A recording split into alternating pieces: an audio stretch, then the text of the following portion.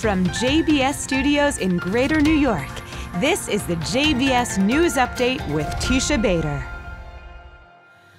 I'm Teisha Bader with the JBS News Update for Monday, February the 5th, 2024.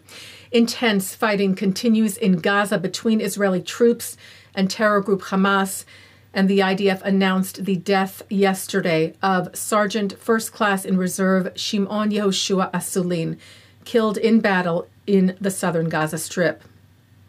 The IDF said today its forces continue to conduct operations on Hamas terrorist targets, eliminating terrorists and destroying terror infrastructure. Israeli forces also continue defending Israel's border in the north, responding to rocket launches from Lebanon and hitting terror targets of Iranian-backed Lebanese-based terror group Hezbollah. U.S. Special Envoy and Coordinator for International Energy Affairs Amos Hochstein was in Israel this weekend, meeting with Israeli officials, including with Israel's Defense Minister Yoav Gallant, about the situation on Israel's border with Lebanon.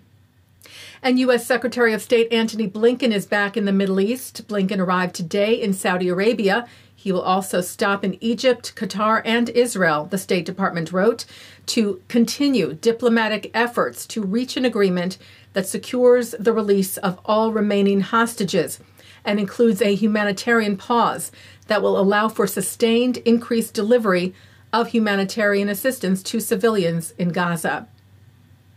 And efforts to reach a hostage release agreement continue, with varying reports circulating, but no official word yet. Meanwhile, tens of thousands rallied in Jerusalem and Tel Aviv Saturday night and elsewhere in Israel, demanding the release of the hostages as time is running out, with calls to bring them home now.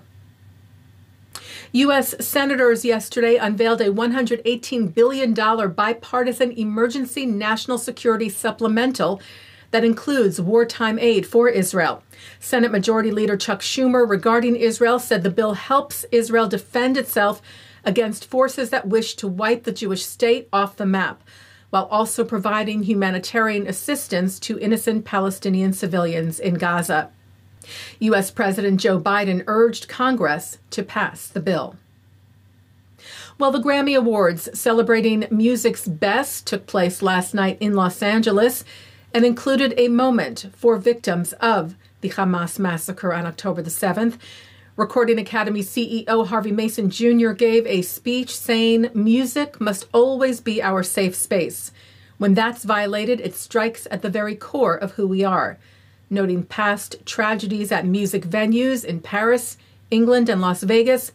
Mason said on October the 7th, "We felt that again when we heard the tragic news from the Supernova Music Festival for Love that over 360 music fans lost their lives and another 40 were kidnapped. That day and all the tragic days that have followed have been awful for the world to bear as we mourn the loss of all innocent lives."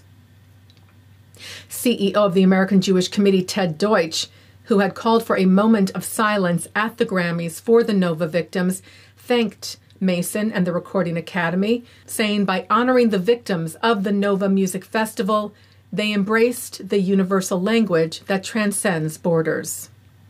Taking a look now at our programming for tonight on JBS for Monday, February the 5th at 7 o'clock, it's two back-to-back episodes of FIDF Live. At 8 o'clock, Abigail Pogrebin speaks to Jeffrey Salkin about his book Tikkun Ha'am, Repairing Our People, Israel and the Crisis of Liberal Judaism. At 9, Scott Shea on L'chaim, and coming up next, it's Good Week, Israel. And that's the JBS News Update for Monday, February the 5th, 2024. I'm Teisha Bader, Am Yisrael Chai.